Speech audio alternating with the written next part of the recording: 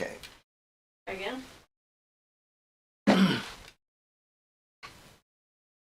Yeah, we'll see.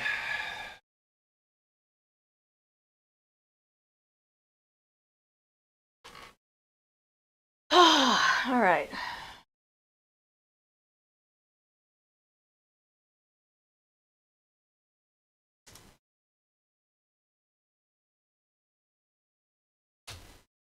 This time it looks like there's more of my picture in there, so.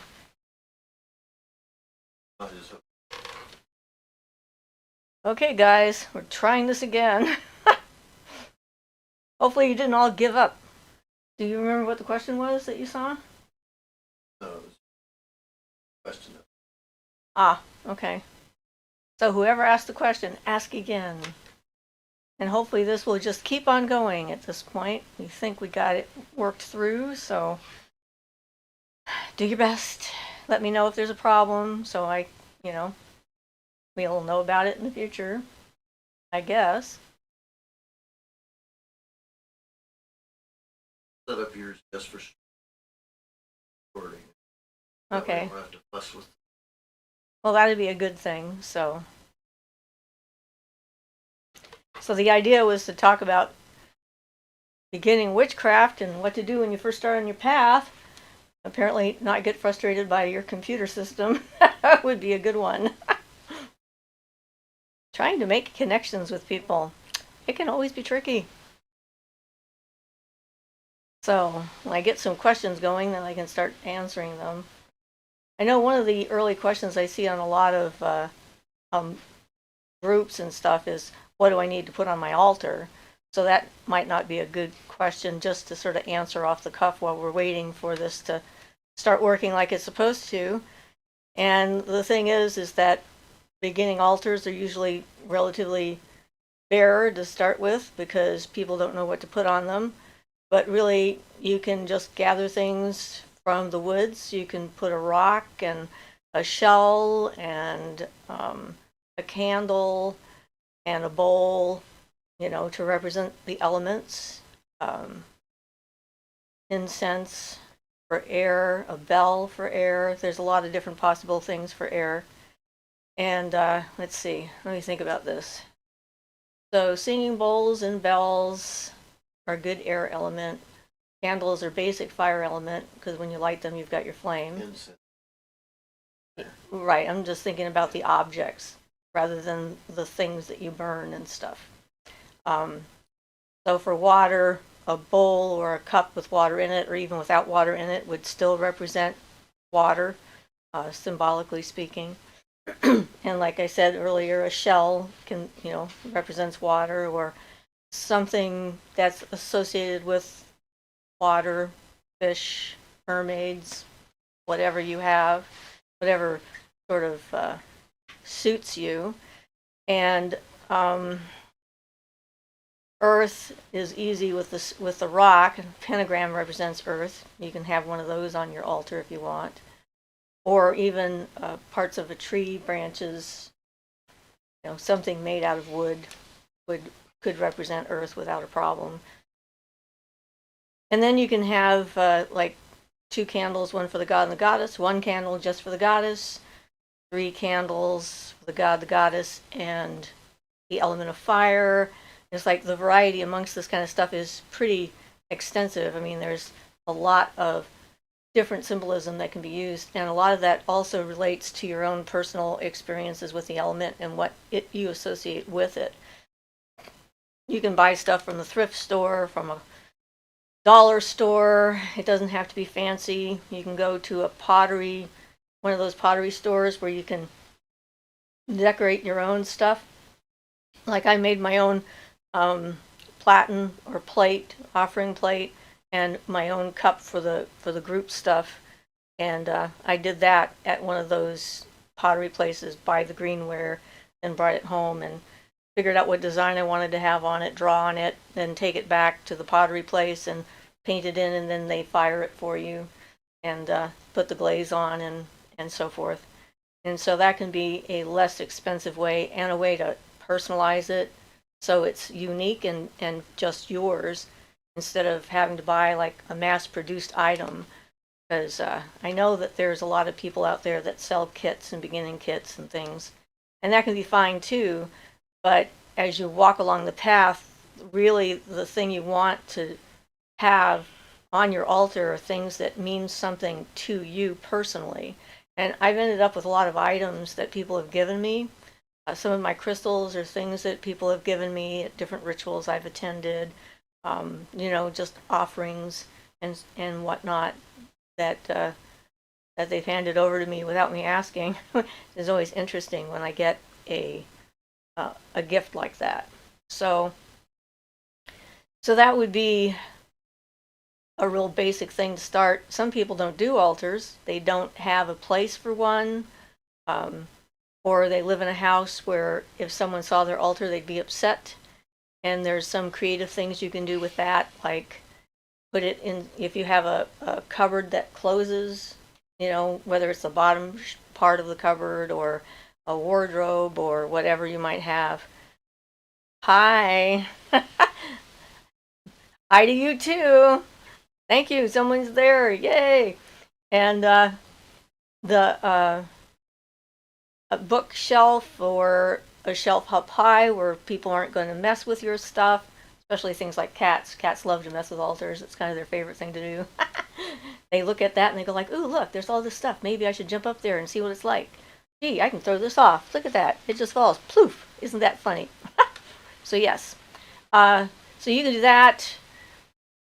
Or like when I showed you when we did the paranormal thing, and I have my box that has sort of smaller versions of altar items and non-breakable parts that I can take with me on a paranormal investigation. You can do something like that too, where you can have like a small trunk or even a small box that you can put your items in, and then you can take them out when you're going to use them and put them up, whether you're going to do an outdoor ritual or an indoor ritual, or when you know you're going to be by yourself and you don't have to worry about other people coming in. I mean, I personally really like the idea of having an altar that's out because, I don't have to worry about it. We have our own personal altars, we have a temple, and it's great to have it there all the time, just to look at it. And then how you treat it and take care of it sort of creates the energy around it, and it helps with your understanding of what you're doing, and helps you to evolve onto a deeper level of that. And then spirits are going to notice that you're doing that and pay attention. Okay, apparently I am out of focus. Out of focus? Yeah, I'm not sure why I'm out of focus. Well, do you look out of focus? A little bit fuzzy.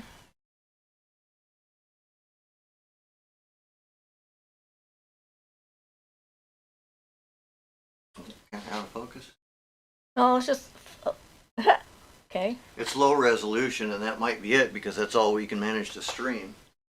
Okay, we might be stuck with me being out of focus. So let me get back to where I can see the questions. I'm sorry, I'm out of focus. We may be stuck with that. Apparently we had to go to a lower resolution because we were having trouble connecting at all.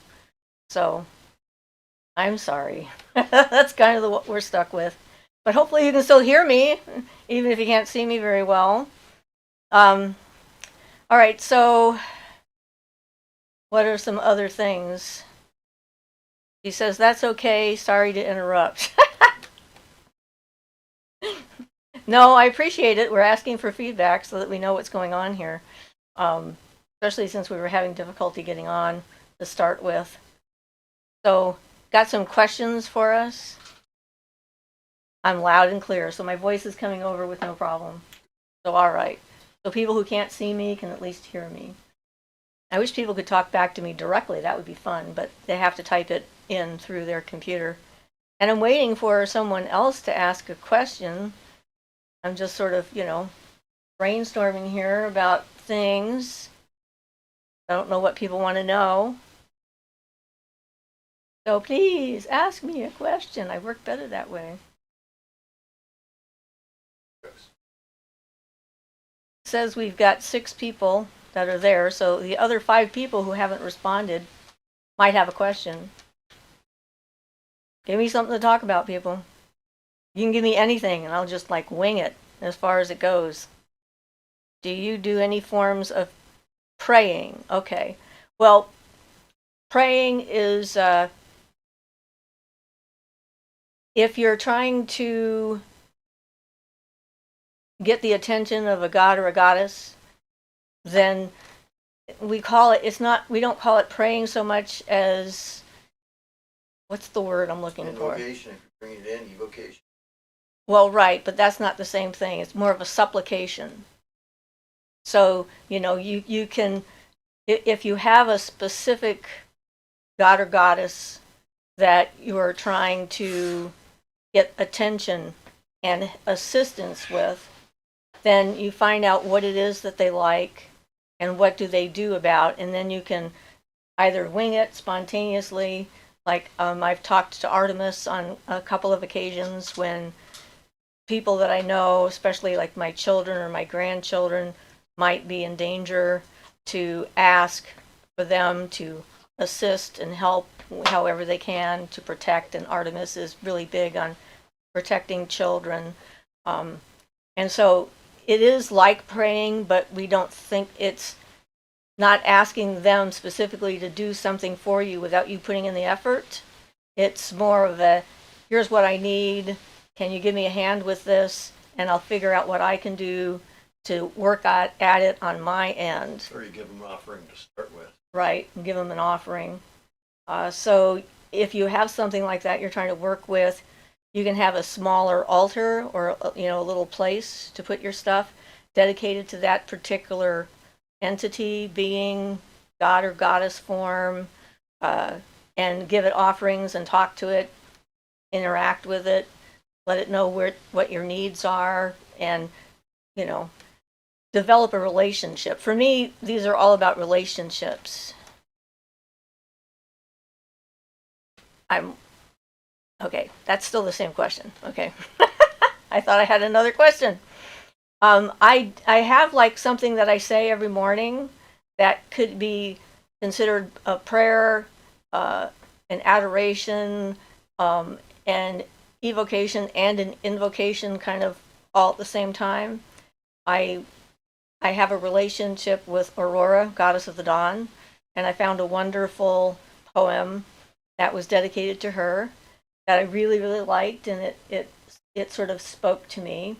So most mornings, I don't say every morning because I don't always remember to do it, but most mornings when I first get up, I'll recite that prayer. It took a long time, or that poem, it took a long time for me to memorize it, but they like it better when you memorize things anyway because it shows that you've paid attention and you're putting the work in, and it isn't just a one-sided relationship. So, and with that, it's not asking for anything particular except for allowing that energy of new beginnings of each morning as the sun rises and the dawn breaks, to open myself up to that kind of energy so that I'm receptive to experiencing my life more in the moment and appreciating what I have and all the different experiences that I have, both positive and negative. So, can you give me any tips on making my garden more Fae friendly? Well, I don't know that you need to make a garden Fae friendly. I think that gardens are, by their very nature, friendly to the Fae. But if you're trying to like attract more activity to your garden and stuff, things that they like shiny objects, kind of like crows and ravens like shiny objects. So you can get like the dollar store has got bags of colored glass. You can put a bowl out there with some colored glass in there, and maybe a couple crystals that you don't mind getting exposed to the elements. And you can do specific offerings for the fairies by giving them rice, milk, and honey is kind of like a standard that seems to work. They like that. I think it's partly the act of you making it and presenting it and offering it that is what they appreciate, because clearly they're not physical beings. They're not going to eat the milk and the rice and the honey, but there's something about the energy of those things put together that they like. They like bells. You can put, bells up in a nearby tree, like a wind chime, an outdoor wind chime, or something like that. You can also make some crystal baubles, like hanging like that, and put them in a tree, decorate it, sort of make it extra special, pretty wonderful and neat. And I think those things probably work pretty well. And then go out to your garden in the moonlight, because that's the time that you're more likely to see them, is when it's dark out and the moon is shining. It's sort of the silver light that the moon puts out makes everything look different. It softens lines, and it also softens the barrier between us and other dimensions in the same way that it softens the lines of things that you're looking at. And so that's a good way to see if you can encounter one. I think in the beginning it's easier to see them when, like at twilight or when the sun is first coming up in that in-between place, than it is to see them in broad daylight, although that can happen as well. So, all right, so those are the only tips I can think of right now for helping your garden attract more fairies. And taking care of your plants, of course, and talking to your plants. They like being talked to, giving them good nutrients and things like that they like. So, taking care of your patch of earth and trying to make it as abundant as possible is definitely one of the ways. And then planting things that attract, like butterflies and hummingbirds and dragonflies. These little flying creatures seem to also be something that when they're around, there's more likelihood that you're going to have the fairy folk around as well. So any other questions? We have 10 people, and we've had 2 questions. Oh, yeah, 2 actual questions. You're welcome. That was Mackenzie that said that. The Taoist, lots of houses. Yeah, fairy houses are fun too, and you can make those. I'm not sure how much they actually attract the fae, but they're fun to have, and they can certainly make your garden space or your yard space sort of intriguing and, fairy-ish, that kind of thing. So I would do that. Do you know any ways to experiment with practice? Okay, you're going to need to be a little more specific on that. What kind of practice are you talking about? Or are you asking what kinds of practices you can do? I'd like to have some clarification, if you don't mind.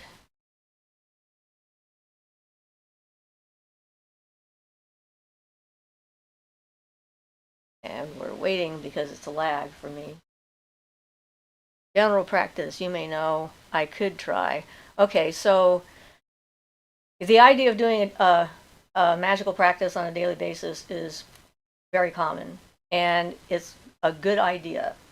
The kinds of practices that some people do, specific meditation, that prayer slash poem slash evocation, invocation that I do in the morning would be a daily practice, and sort of a form of meditation as well. Thinking, trying to be in the moment. Mindfulness is really important, especially when it comes to magical work, because if you aren't aware of yourself in your environment and aware of your environment when unusual things happen or when something is trying to impress itself upon you, you're not going to notice it because you're too busy thinking in your own head, which is one of the ways meditation helps. It helps to quiet your own thoughts, to the point where you can hear other things that are out there. And one of the things that I do on a regular basis when I drive, I read minds. When I'm driving on the road, I am looking for the impulses of the drivers that are around me.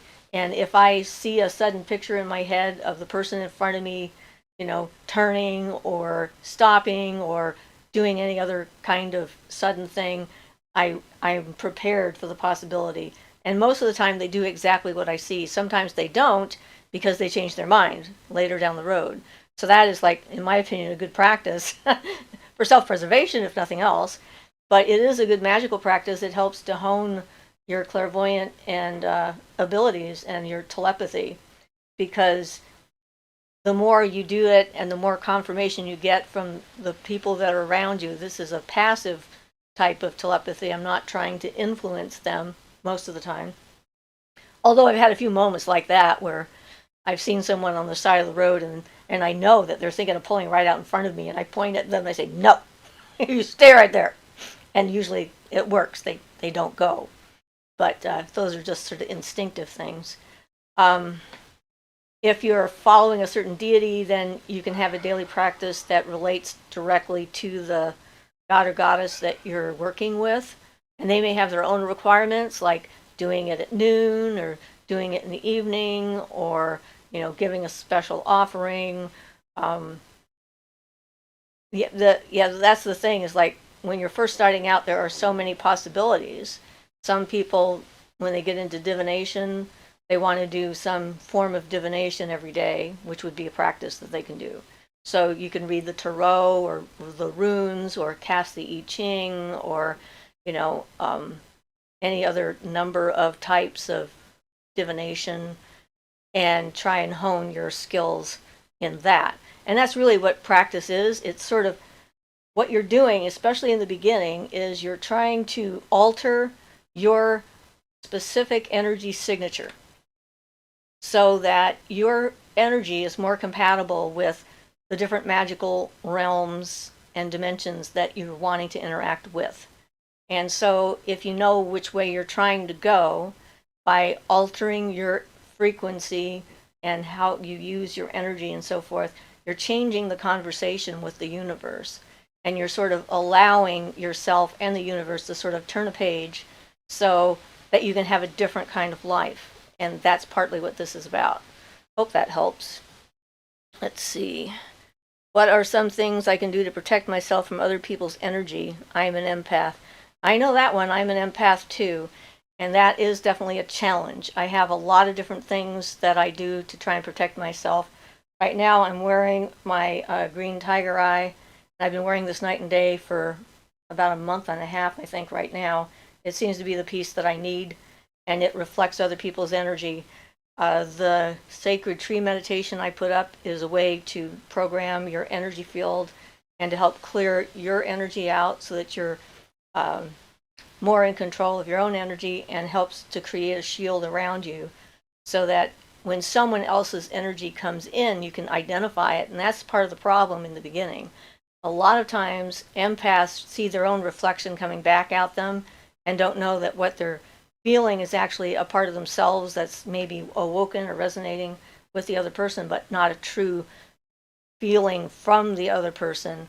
And so again, the more you get acquainted with yourself, the easier that becomes. But you imagine that around you, we've all got an aura around us that's sort of part of being alive. And we can program that energy field that we have to let in and not let in certain kinds of things. And so what I do is I'll let positive energy in, because I'm okay with, positive people or positive energy. And I'll reflect negative energy away so I don't have to deal with it, because, it's not my problem if they're having a bad day. And that's part of the challenge of being an empath. We have this desire almost innately built in that we want to fix everything that we see or feel that isn't like the way it should be. And letting go of trying to fix other people helps you to keep them out, because then you're not like out there seeking and looking, trying to find those things, and then surrounding yourself with people who don't do that to you, which is another huge challenge. And I did a whole video on psychic self-defense, and on surviving being an empath, I think I called it, which I went through a lot of the different techniques that I use in that video, the empath video especially, and different stones and things like that help a lot. How do you communicate with a spirit trying to communicate with you, or spirit guides? So this comes into both knowing who you are and being clear, as well as boundaries. And in the beginning, you don't know for sure whether or not what you're hearing is your own inner voice or an external voice. And that's the reason for meditation and all the work that we do in becoming more ourselves, like the shadow work and stuff like that, is so that you know who you are. Like for me, I'd say that thoughts have a texture and a smell and a color to them that identifies them to me, and I know the flavor of my own thoughts. And knowing the flavor of my own thoughts means that when someone else tries to intrude with their thoughts, I can tell right away it isn't mine. It doesn't have my signature on it. So the more you can get to that point where you get to know who you are, the easier that will be. And if you are a medium, one of the things you need to know is that you can allow or not allow. You are not required to let them speak to you if you're not ready to hear them, and you can stop the relationship with them at any time. So you're supposed to be in charge because it's your body, you're the one who's alive. And that can be difficult for people to do, especially empaths, because they're always trying to feel other people's energies instead of their own. And I've said this to other people, but as an empath, meeting my husband Ian, he was the first person I ever met who saw me for myself, and that's something that is such a gift to an empath, that allowed me to finish that process so that I would know who I was, because he would not reflect my energy that I was putting out back to me like mostly everybody else does. So, and take everything you hear from a spirit or a spirit guide with a question on the end of it, because just because you hear it doesn't mean it's accurate or true. And just because a spirit suggests something doesn't mean it's a good idea. You still have the right to say no. It's entirely up to you. I mean, I've had encounters with lots of spirits, and most of the time, if I can, I help. Like up in Big Sur, when the spirit came in screaming because something was wrong and showed me a cat that was skinned and hanging dead from a tree. And I'm like, okay, yeah, I definitely want to investigate that, but I need to eat first.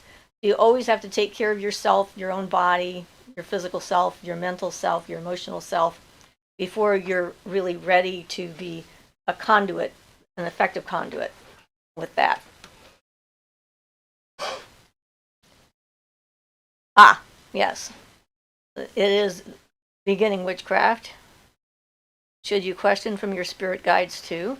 Well, the thing is how do you know for sure it's your spirit guide? That's the experience will give you that. And they can make suggestions, but again, your free will is the thing that matters. And they can there are beings that will pretend to be your spirit guides that aren't. That's right. They can pretend to be your spirit guide and have you follow some kind of a path to their own enjoyment, watching you spinning your wheels. So you always have to be the one who decides whether you want to do that or not. And if you don't want to do it, they should back off on it. Because, if it's really your spirit guide, the ones that I've met, like guardian angels and stuff like that, they don't impose anything on anybody. In fact, half the time you can't get an answer from them. In fact, I don't think I've ever actually gotten an answer from them that I really needed at the time. They just sort of like, well, it's all up to you. We're just sort of here to kind of glow. And so, it's part of walking this path is becoming an independent individual. This is about individualization. You want to become your own self. And I met a person once, a couple actually, who wouldn't go to the grocery store unless they consulted their Ouija board first to make sure it was okay. That's a bad sign. If you can't make a decision on your own without depending upon a voice in your head to tell you that it's okay, you need to work on yourself, and you need to have confidence in your own ability to make a choice and a decision about things. And making mistakes is okay. I mean, if you decide to do it and it turns out bad, learn from the experience. If you don't learn from the experience, then it's a complete colossal waste of time. My opinion, anyway. So, let's see. What about demons? All right, well, It depends on your definition of demon. The Christian definition of demon, I don't deal with those guys at all. I'm not interested in in that pantheon to start with, but there are spirits out there that have a job to do that makes them not friendly to people in particular. I mean, can you imagine meeting the spirit in charge of those double hurricanes that just hit the United States down in the Gulf? I mean, I'm sure that would not be a pleasant thing to see. And demon actually was daemon at one point. It just meant spirit, and the whole word etymology and stuff like that around it. So if, let's say, demons are truly negative beings, they don't like me because I'm not. I'm a positive, I put out positive energy, and our energies aren't compatible. And that's actually a whole subject in and of itself. If you're going to work with specific deities or entities, then your energy's got to be compatible enough with them that they feel comfortable being around you. And since they don't like being around me, it's like I have other things I can deal with, so I don't deal with them. I mean, I had that thing that tried to take over my body, which certainly wasn't any fun, which could be identified as a demonic entity, I guess, because of the fire, the sulfur smell I had in my room, and the shadow, pinning me to the bed. But these are all human interpretations of an event. And when we label things like that, then we're putting them in a specific realm of energetic understanding that we think we understand what's going on. But I guess that's all I have to say on that at the moment. Let's see. Do you have any advice regarding meditation for beginners? Well, there's a lot of different types of meditational practices. You can sit outside and just listen to nature and just try to tune in to, the sound of the wind, the birds singing, the feel of the sun on your skin. You can look at nature and try to see just the shadows and not the light, and let yourself drift when it comes to that. You can breathe, breathing in energy and focus on your breath and focus on yourself. You can meditate on stillness, trying to be quiet. You can meditate on not caring whether you're still or not. It all depends on where you're at and what works for you. I put up the sacred tree meditation as a guided meditation because it works best like that, because then you don't have to try and do all the visualizations yourself. But that one really helps you through a lot of different things, and is a good meditation to connect you to the earth and to yourself at the same time, and to spirit. So it sort of combines all three. And you can just stare at a candle. That's a type of meditation, and see what happens. You can stare into a mirror and get to the point where you don't freak out when your face changes shape. That's another kind of meditation. So it's like, again, it's a word, but it has a lot of different potential approaches to it. You can meditate doing the dishes, being in the moment, mindfulness meditation, or like when I'm driving my vehicle, trying to stay in the car in the moment with everything around me is a form of meditation. So it doesn't have to be always a separate time where you go apart from everybody and sit and be still. You can do that too. But it can be a walking meditation where you pay attention to everything around you, your foot, how it feels as you touch the ground, and the air, how it feels as it touches your face. And so, there's a lot. And it doesn't matter which way you start. Let me think. Okay, so and you be depressed and have good energy. Well, I think that you can be going through a depression and be a good person.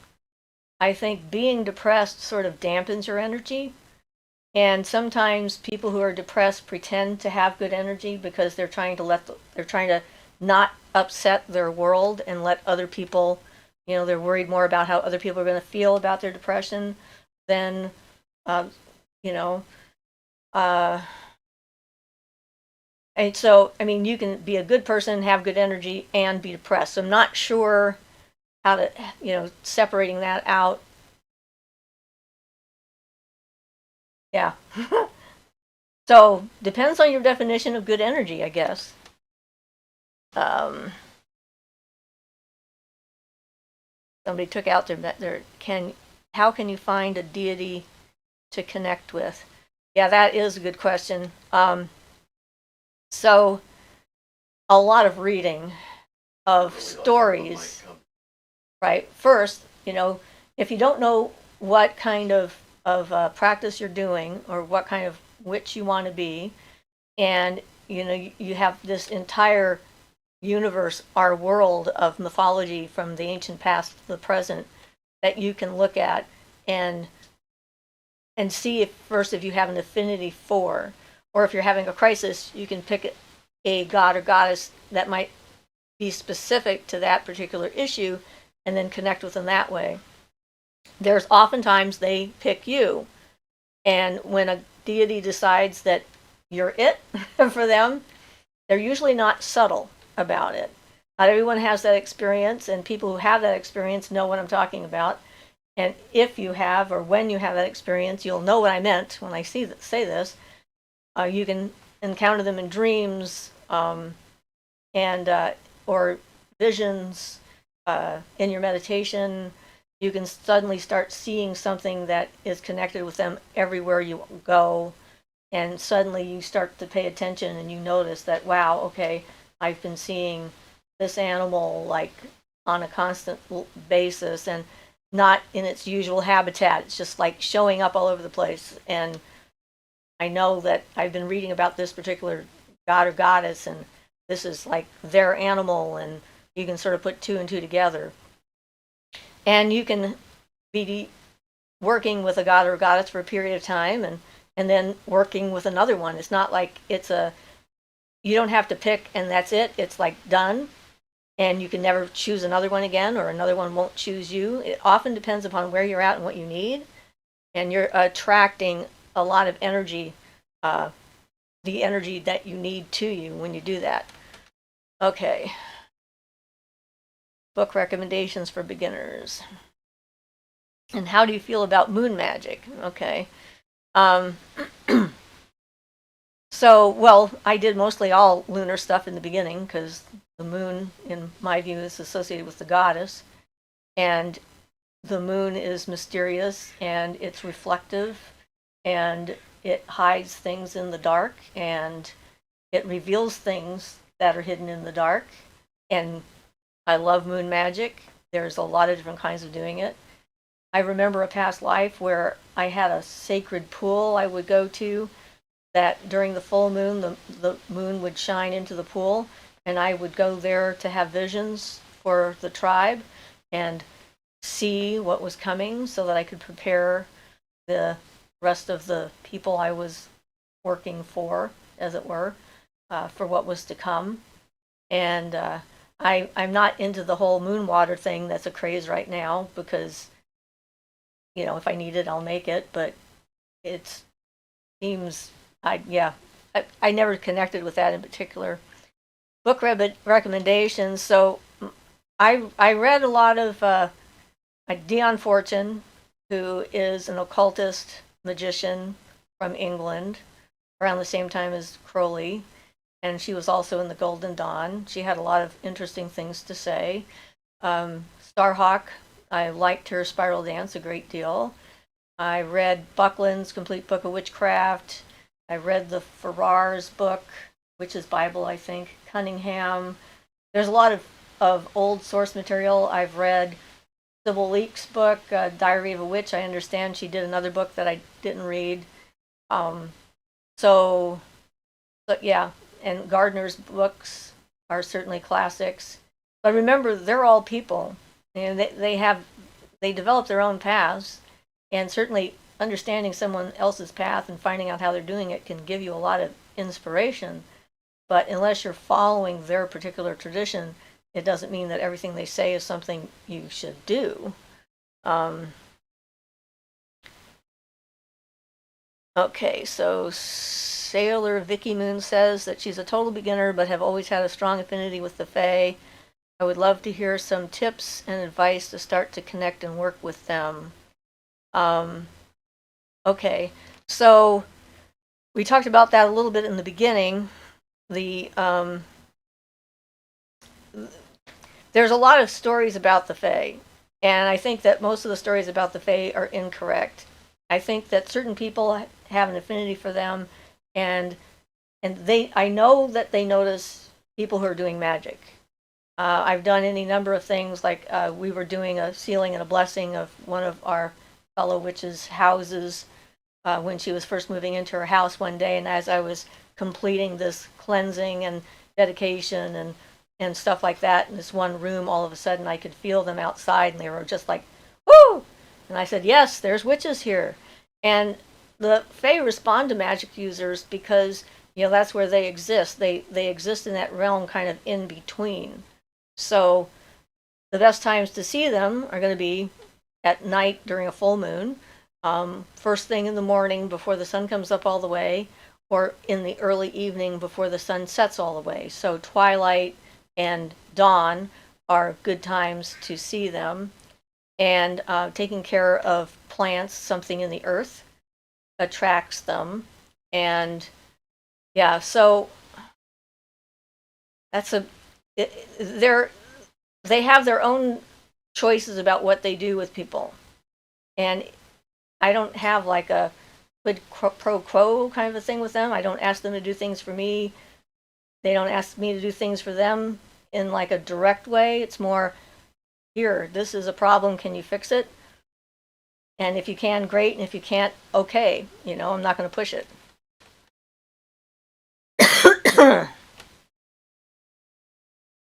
Okay, so someone can't watch it live right now, but they will hopefully watch it later. Simple spell for beginners. Well, gee, that depends upon what you need to take care of, doesn't it?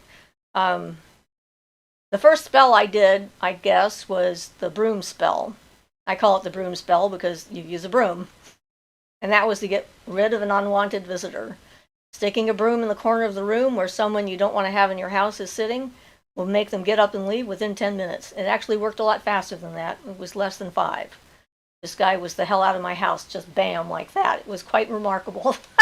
I loved seeing it.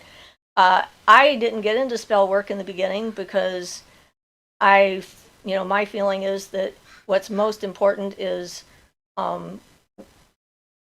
your inner work, becoming a more you, and working on yourself, delving into your subconscious. Sounds like the crows are having a chat out there. They're going like, "Hey, what are you doing in there?" And so there's a lot of different spells out there. There's magic knot work. There's protection spells. Candle spells are probably your easiest to first start. In fact, Mabon is coming up this equinox. And I actually have a video on Mabon spells. There's 2 of them in there that you can do on that day in particular, but you can do it any time. And, taking a candle and rubbing it with oils and putting in your intent, you can write on the candle what you need. You can get a color appropriate candle or use a white candle. The one I have for Mabon is a blue candle, and it's a peace candle. And we do this every year so that during the year, like if things are getting depressing because there's no sun and stuff like that, or people are like going crazy because they're stuck indoors all the time, lighting that candle will bring a sense of peace to the room. You can use candles for almost anything. You can use it to let go of an energy that you have in a relationship with someone else. Sort of an unbinding kind of thing, of leaving me alone.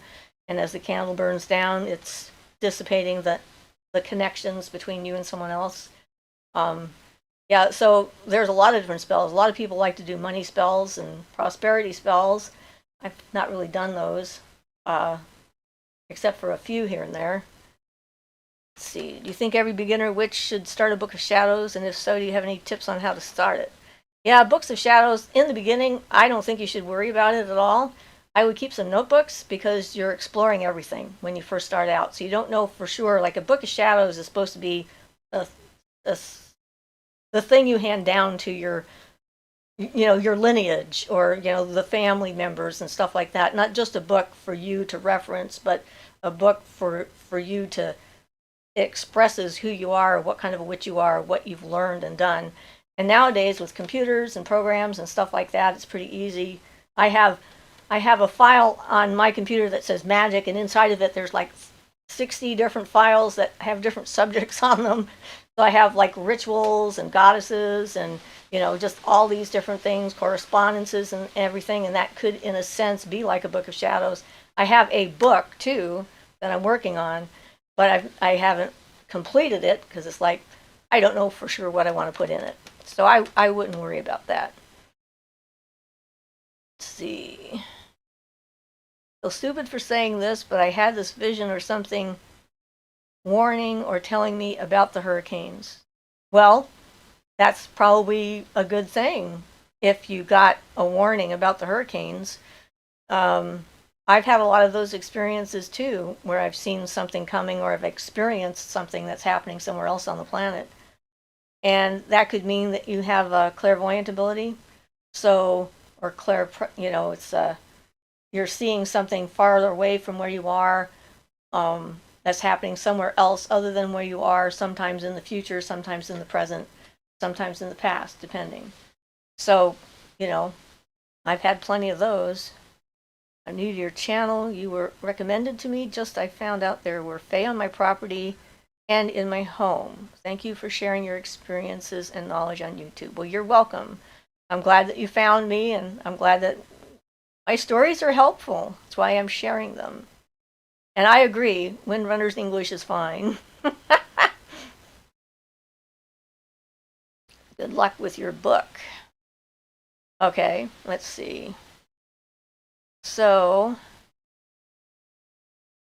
where are our next questions? I'm ready. Can't believe we answered all those. I saw someone write a question about something else, but it disappeared. Anyway, when you're starting out, it's certainly extremely new. There's no doubt about it, and exciting, and there's a lot with going. Well, we're trying to do the live shows more often. This is our fourth one, I think. And last weekend I had to take the weekend off because we had birthdays. Saturday was my daughter's birthday, Sunday was her boyfriend's birthday, then Friday was my husband's birthday, and then Saturday was my son's birthday. So we had like a week of birthdays. So I had to do that. But yeah, I like the idea of doing this so that people can ask questions that are on their mind and get direct information. Did I speak more about kundalini? Well, Ian is actually going to do a series of videos on kundalini itself as more specific to the chakras and all the different things related to that. But I'm not sure what exactly you mean by that. Oh, gentle ways of helping one's kundalini to rise. Yes, okay. That is the sacred tree meditation. That would be the easiest and safest method for allowing your kundalini to rise. It gets you acquainted with putting your awareness in different parts of your body. So, part of that exercise is putting your mind in your root chakra and then moving it up into each chakra and trying to experience that and open that up and breathe into it. So it gently awakens and energizes the chakras. There's, when I was little, that was the first exercise that I was given by my voice in my head, was to put my mind in the bottom of my spine and slowly move myself up my spinal column to the top of my head.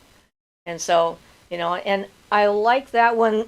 It's like you're raising energy from the earth and raising it up through the crown chakra, and then you're pulling energy down from the divine life force or whatever, and you're pulling that down into your chakras, and the two energies are mixing together, one going up, one going down, and then going all around you. And so it's a safe way to connect with that, so that it doesn't become like a harsh thing like it has for me from time to time in the past with other people trying to make it happen. And yeah, best visualization for me, like sweeping away debris to clear out space for it will arise of it. So, Yeah, it's about relaxing and letting go and allowing the energy to be there. Because we really repress most of our energy from our other parts of our bodies, like our astral body and our mental body and stuff like that. It's like becoming acquainted, aware of the fact that we have them helps too. So let's see. Is there any way to tell any Fae type creature that you do not want to have to do with them? This isn't for me. I love them, but my friend does not yet. She is constantly seeing them and given gifts. Well, why does she not want to see them? I don't understand that question at all. I'm not assuming it's something. Well, I mean, if it's Fae and they're giving her gifts, they like her, so she might be stuck. I'm not sure exactly how you would tell a Fae to leave you the heck alone. I think if you just ask them, they probably. They might.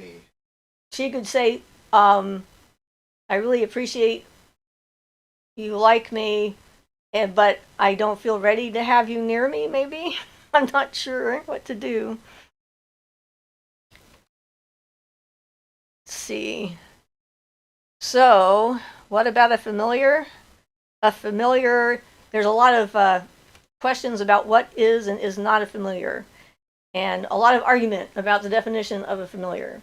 So, traditionally, a familiar is either a spirit animal or a physical animal that helps you do your spell work. It's like they add their energy to what you're doing, and they're sort of a conduit for what your path is. Some people think that their favorite cat is a familiar, and other witches will yell at them for it. I will not presume that that is or is not the case. It's sort of working with a form of a being in another shape kind of thing. So, yeah, not much else I can say about that. Someone says, Sailor Vicky Moon says that the broom spell is very effective. My mom puts the broom upside down behind the kitchen door. Any other manifestation spells that you can do as a beginner and working with the pineal gland? So that would be the third eye you're talking about with the pineal gland. Okay, the regular nonsense doesn't understand why her friend doesn't like the Fae either. Yeah, I definitely don't understand that. Well, third eye exercises, you have to be careful with that. If you're going to try and do exercises to open up the third eye, you really want to have been doing the basic work first. You want to do the shadow work. You want to do the work with your dream self. You want to integrate your personality so that you're like all on the same page. Because if you want to have your physical self and your lower three chakras like awakened and working properly before you start trying to blast out something in the third eye and start having visions and you don't know what to do with them. If you can't be grounded, it's a bad idea to have the third eye open. And I know I was born with mine pretty much open because I was seeing stuff all the time. And learning how to ground was extremely difficult for me because of that. And it's better to wait until it happens on its own. The way I see it, all the different things that are out there, whether it's learning how to meditate or cast a circle or call in the directions or do rituals, the various rituals that we have different times of the year, all of these things work together to clear you out and to prepare you for the potential of gifts so that when they do open up, you're in a better place to be able to stand it. I met a woman when I was in Texas, and I did that. If you want to see the whole story, the video on opening a portal between the worlds it was there that I met this woman, and she was an extreme clairvoyant. She could not tell whether she was seeing something that was happening now or something that was going to happen unless someone else was in the room. And if they didn't react to what she saw, then she knew it wasn't there. And I consider that sort of a handicap almost. It's an extreme form of the gift, which means that you can get yourself in trouble because when she was by herself, she did not know what was really going on, whether it was now or some other time. And so she might like not respond to a fire and then, get burnt. I don't know. She ended up getting run out of a town in New England because she actually woke up hearing sirens, went to the window, got her binoculars out, was watching a fire in a warehouse, and saw all the vehicles and stuff like that, and watched it for a while. She couldn't wake up her husband, so she didn't know it hadn't happened yet. And then she called the fire department in the morning to find out what happened with the fire. And they were saying, you must have seen the dump. And she says, no, that's the other way. I saw it over here. And then they said, we don't know what you're talking about. There was no fire over there. And then it happened that night after she called them. And then word spread. Small towns are like that. People are afraid of people who have abilities. I still don't understand why, but they are, because they can't understand and comprehend what's going on. And a lot of witches actually start to become afraid when things work, because I believe it's because they hope it's true and it's real, and then all of a sudden it is real and true, and then they're freaking out because, you know, they kind of hoped it was real, but then they didn't believe it was real. And then all of a sudden it's bam, okay, this is not actually fake, this is real. You can believe it in your head, but not in your heart. Right. That's what head and heart have to be on the same page when it comes to that. So having an extreme ability is a disability, not a gift when it comes to that. So, you know, just doing stuff to center and ground yourself, and, you know, doing the other exercises will help you get to the point where that will naturally occur. And you know, some people think getting into this, the goal is to open up your abilities. I think it's the consequence of doing this that opens up your abilities. That it's just sort of a natural consequence of doing the work that it happens. But if it's just the goal, then you miss the other part. All right, let's see. What is the difference between satanic witchcraft and witchcraft? Well, there's a lot of forms of satanic witchcraft out there. There's the LaVey form of Satanism. There's the the Luciferians. There's the Satanic Church, and they all have slightly different views on what they're doing. They do the same types of things as far as spell work and stuff like that is concerned. Not my cup of tea in particular, because like I said earlier, I don't work with demons anyway. And it depends on which form you're in as to what you're doing. I read the Satanic Bible and I didn't care for it because the attitudes that were in it were, I'm all for myself and I'm all for, you know, screwing you over before you can screw me over. And so it's that particular form of it definitely seemed to be fairly selfish, self-absorbed, and somewhat violent approach to magic. And I actually had someone convince a friend of mine to try and harm me using one of the spells from that book. They baked some cookies to make poppets for somebody, and then defaced the cookies. So my friend named the cookie me, and then like stabbed the cookie and all this other stuff. And the other two, the sisters that were getting her into this, did theirs. And one of them was very excited when the woman she did this to was in a terrible car accident and her face was horribly disfigured, which was what she had disfigured in her cookie. My friend, that stuff tends not to get to me. It bounced right back at her, and apparently she was hallucinating all night and freaking the hell out and called on me for help, which I thought was ironic. It was one of my out-of-body experiences that I didn't really know I was having until I met her later and she was telling me about it. And I talked her through her hallucinations. So, you know, I look to what is the purpose of what they're trying to do, and does it make sense to do it? I don't want to harm other people unless they're trying to harm me, in which case I believe in self-defense. That's kind of, I think, a normal human interaction. If someone tried to go after my kids, my mother bear would come out and there would be dead bodies everywhere. You know, it's just not okay to try and harm the people I care about. But a lot of them are now, it's kind of interesting to see where the Satanic Church has gone, because they've done more for freedom of religion than any of the pagan groups have, because they're more organized about it. And I don't care that they're using Baphomet and trying to get him into different capitals and stuff like that to get rid of the Ten Commandments, because really religion should not be in politics, in my opinion. And I agree with them on that. And so, you know, what they do personally, I don't know for sure, but that's about all I have to say on that. It works for some people. And, you know, what works for you is what works for you. So, okay, so don't have much experience. I literally have only found out about them being on my property within the past 2 months. Okay, who was on your property? Oh, okay. She says, you have Fae energy too. We should definitely chat to exchange tips and stories. All right, so that's between you two guys. How do you feel about plant-based shamanism potentially being the origin of all practice? Well, shamanism of all kinds is the origin of all practice because all of this started with Aboriginal people, whether they're Native American or Australian or, people that live in the steppes of Russia or the Inuit. I mean, every tribe had their own form of magic that they worked with the beings and plants and animals that they lived around.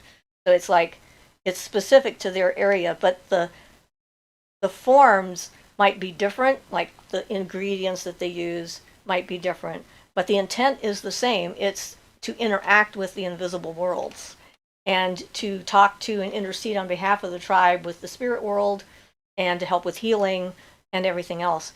So in that sense, I would say, yes, this is the origins of all practice. Of course, the Western occultism kind of laid a bunch of more intellectual stuff on top of all of that. So there are some differences there as far as it goes. How do you feel about, evil, just evil?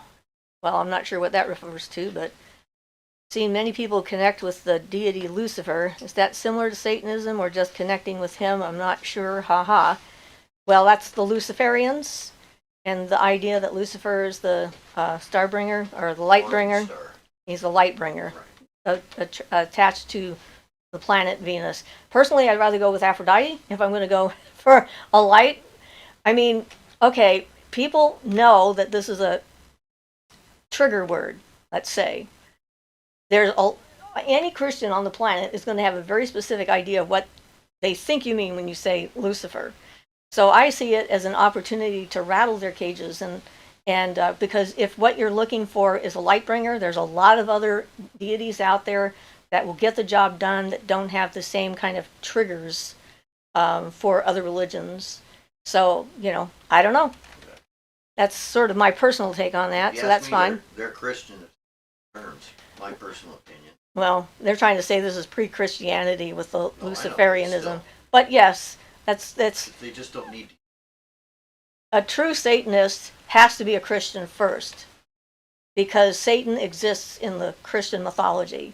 And if you're worshiping Satan, then you are picking the other side between God and Satan in that duality.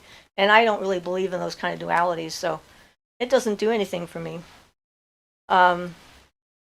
Maybe a silly question, but can you be a witch without doing spells? Yes, absolutely. Like I said, I didn't do spells forever. I mean, spell work is a specific type of witchcraft that you can do. But it's not a necessary thing in order to be a witch. Okay, so I guess this gets to the question of what is a witch. And again, those are definitions that people come up with. For me, a witch is a person who can tune into the energies of both the physical and non-physical realms around them and feel the currents that are traveling through time and space in the world. And in some cases, maybe nudge a current or figure out how to ride a current in order to get where they need to go. And so you can do that with spells, and that can be a method for nudging, a current, as it were. You can do that just by being who you are and walking down the street and then seeing something and go, oh, what is that? And bending over and picking it up and going like, well, that's pretty cool. And then going into a store and then meeting somebody in the store and they go like, wow, how did you find that? And then one thing leads to another and then you on an adventure. I mean, let's see, like the universe likes to give me stuff, which I really appreciate. And when my husband and I were before we got married, we went to Mount Shasta on the spring equinox, and there was still snow all over the place, and we stopped at one of the lookouts because I wanted to, like, say something to the sun, like, hey, glad you're back, please stay. And there were some people there who were doing their own thing. They had crystals out on the snow and stuff like that, and so we left them alone and gave them space and waited for them to leave. And so then they left, and then we did our little thing out there, which was just very informal. And then, we watched them go down the mountain, and then a car pulls up, coming up the mountain, and I see it, and I'm like, isn't that the car that just left? And I think those are the same people. And they stop their car, and this woman jumps out of her car, and she runs over to Ian and I, and she hands me a rose quartz heart, and she says, the love between you two is just so wonderful. We had to come back and give you this. And we had picked our hand fasting ceremony, and one of the things I needed to have for the ceremony was a crystal or a gift of some kind, and I didn't know what it was going to be. And there it was a rose quartz heart. I didn't do a spell, I didn't do anything to get that. I was just there in the moment and being myself, and these people happened to see me and felt the energy, and they took it upon themselves to do this for me. And so, it doesn't have to be something. In fact, the best things are things you haven't planned. It's being in that energy and in that moment, to experience the magic that's out all over. I mean, there's magic everywhere. It's just everywhere there is. Let's see. Maybe we did that. Okay, so I feel real heavily connected with ravens. Weird, they are always around me. Well, I have a strong connection with ravens and crows as well. And they have a lot of history with witches and with, magic and with gods. And they're very intelligent. And it could mean that this is like a spirit animal of yours, or a totem of yours, or perhaps, their clan is working as like a familiar for you to help you out. I've had warnings from crows. They actually gathered around my house one day, of like more than 100 of them, and warned me that someone was talking about me behind my back. And so I became aware of the situation and confirmed, and it was true. They weren't lying about it. It was true. So that means that you have a connection with an animal, and that's a good thing. You can learn a lot from them. Another question I have is about dreams and owneromancy. I can have lucid dreams kind of often, so how can I work with the dream realm? So there's a book called the People of Atta Are Upon You, I think, which is one of the books about a society that worked and dealt strictly with dreams. I'll have to look it up. I can't remember it. It's been a long time since I've read it. And there's a book called The Dream Game by Anne Faraday, which I highly recommend, which helps you learn how to work with your dreams as far as, the things that you can do with them. But I'm not sure about the word owneromancy. Can you tell me what that is?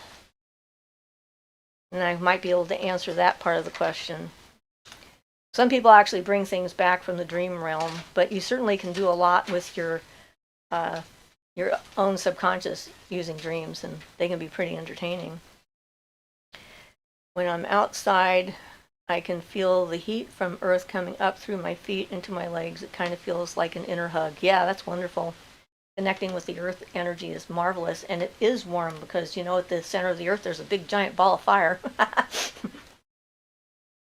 And we need that energy. It's the thing that sort of keeps us alive. I hope you're well. I was wondering if you could make a second video on the Fae. I might have to see what I can come up with for that, because there's a lot of questions about them still. My guide doesn't want me to label them and to forget labels, but I'm not exactly sure what this message means. I did a tarot reading, and the message was the same: to cease the mentality of labeling. Okay, now I can tell you the reason for that. When you label something, you limit it. You limit it by the definition that you have for that label. And a label tries to contain something within a set boundary, which defines what that label is. So, like, a lot of people are trying to figure out, what kind of witch am I? Am I a green witch, a head witch, a eclectic witch, a star witch, or whatever? There's so many different terminologies that they use out there now. And that's the same kind of thing.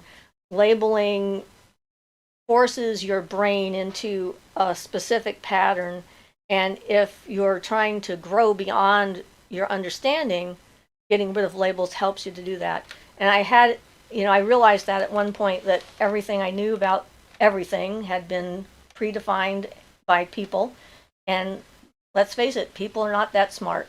We don't know a lot. There's a lot of things we don't understand. The cat in the house knows more about what the nature of reality is than we do when it comes right down to it, because it is in the moment and not worrying about what things are called. It knows if it's good or if it's bad for it, and that's all it needs. And so trying to face reality beyond the human definition of things is what they mean by getting rid of labels. That's what I would say. Okay. Yeah, it's always good to have a good community to interact with. I feel heavily connected with nature. It's just amazing. Same. Well, that would be how the way people find out that they're witches. Nature makes more sense than people. That's kind of like the way it is. So, all right. Well, I kind of like that your guide told you that.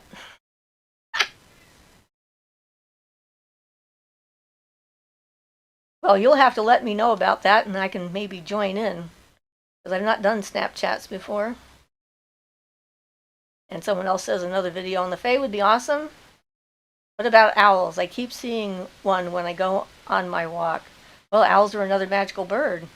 I mean, owls are associated with Athena and the night and wisdom, and in some cultures, owls represent death. So again, labels.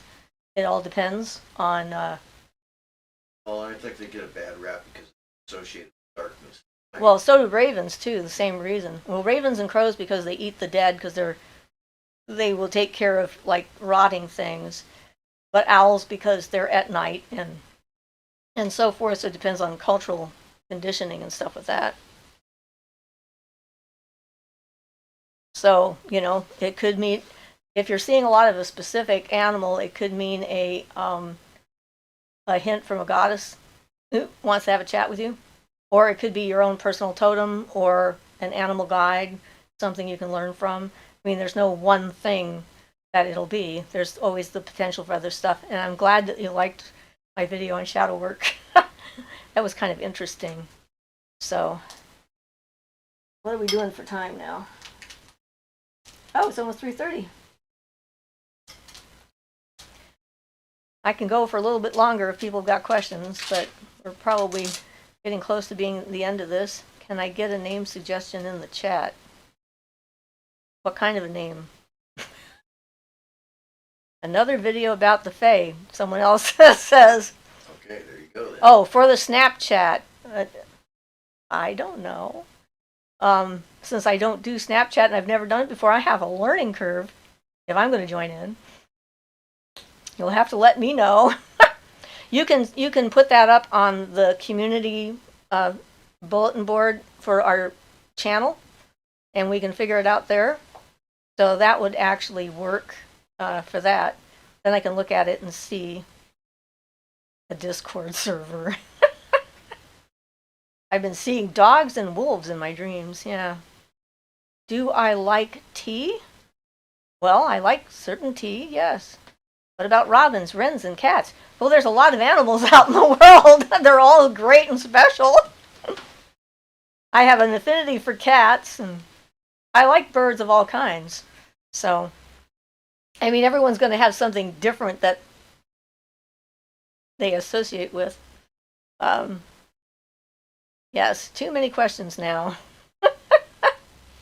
Well, hey, my husband has the thing with bats. Now, it's the funniest thing.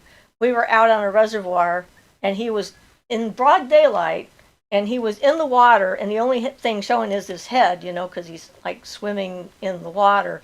And I'm sitting on a rock with a couple of people, and this bat comes flying out from this side of the trees and then starts circling around the top of his head like this several times, and then goes and dives straight for his head, and then swoops up and goes to the other trees on the other side. And he had no idea that there was a bat circling around his head. We were watching it, we're just going like, whoa, oh, that's amazing. And so, you know, clearly he has some relationship with bats. They like him. When it gets dim outside and the twilight's coming and we're camping, there's always bats flying around all over the place. But we came up with a story to explain the bat. I figured it was like some kind of a hazing ritual, or an initiation ritual for getting into a secret bat club. And the quest was, you have to go out in broad daylight when you can't see anything and circle and dive at a human and not get caught. And that's what he did. So, I don't know. Yes, all questions now that we know it's almost time to go. I've made it. The Snapchat. Oh, he has made the Snapchat. Okay. Now I'm going to have to find out how to use it. Somebody says, awesome. One time a magpie came into the house. Oh, yeah, those guys are something else, aren't they? They're so beautiful. I had a bat in my house when I was a kid, too, so that was kind of fun. I do have a question. Okay. I can't see the bottom of that question yet. I'm waiting. It's the regular nonsense has a question.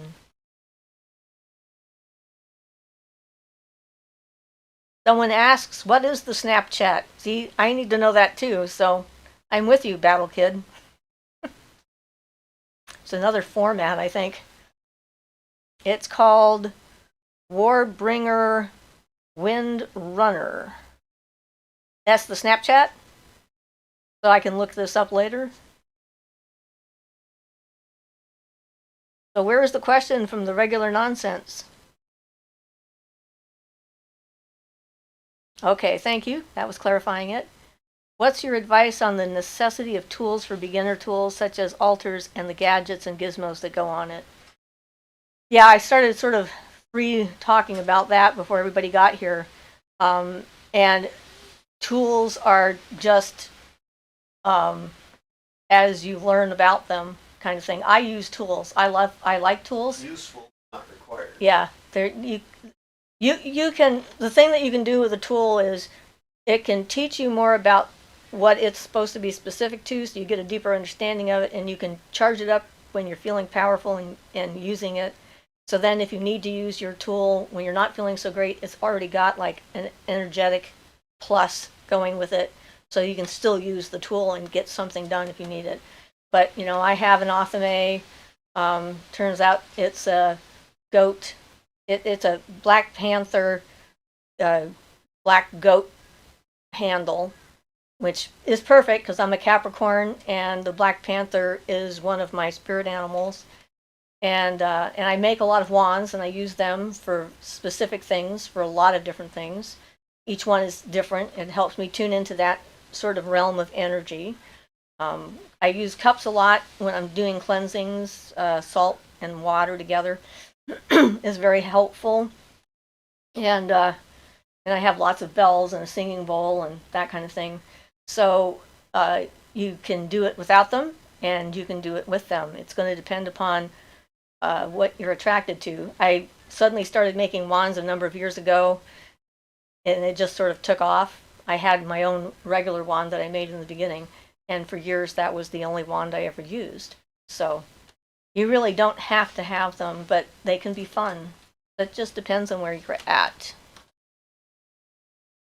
Okay. An online coven. Let's see. It's an app for your phone. Okay, I think people get too hung up on having them when they're beginning. Well, this is true. They think that there's like a rule book or something like that, and they're looking for, you know, these are the steps to becoming a witch, and it isn't like that. There's no such thing. And some people think it's the tools that make you a witch, but it's not. Understanding how to use them means you are a witch, but you don't have to use them, and you can still be a witch. So, people get confused by the trappings and miss out on the meat of what's really going on. Ariana says that they also told me that they would be mad at me if I tried to look them up on the internet with the clues they gave me. Very into me doing it on my own. That must be your spirit guides, I'm assuming. All right. That's a good point. Everyone is a different person. Yeah, absolutely. And we all have different strengths and weaknesses. So, all right. So I'm going to have to write this down for the Snapchat thing. Hey, can you do that? Yeah, wait. When we stop the video, if you can go to the community tab and give me the name, so then I can just find it without having to go through the entire video to see where it is. That's okay, because it's already going up there. But that would help me, and then I could put Snapchat on my phone too and see what it's like. Have you considered offering an actual online class? Yes, I've talked about the idea of offering an online class. So we might be doing that in the future. We'll have to do that like on Zoom or something. But if we have the Snapchat thing together, we can figure that out. And if we want to do that, we can do that. And you, I know, can help me with that because you're good at that stuff. So, all right, I guess I better get off before I'm so happy everybody came, and really glad that we had this opportunity to get a little bit more acquainted and to answer some questions. So, okay, thank you. He did. Yes, you're welcome, because, it's always nice to have someone who knows what they're talking about. At least you're not going to get, like, the wrong thing in your head. It's hard to find sometimes. So, okay, guys, I really appreciate you all for joining in and helping me to keep on talking, because you did a good job once we got going. I guess it's a bye-bye now, and we'll see if we can do this, get into a habit of doing this about once a week, and find a good time for other people so they can get information.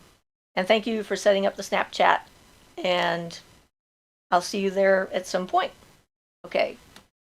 So, bye-bye. Blessed be everybody.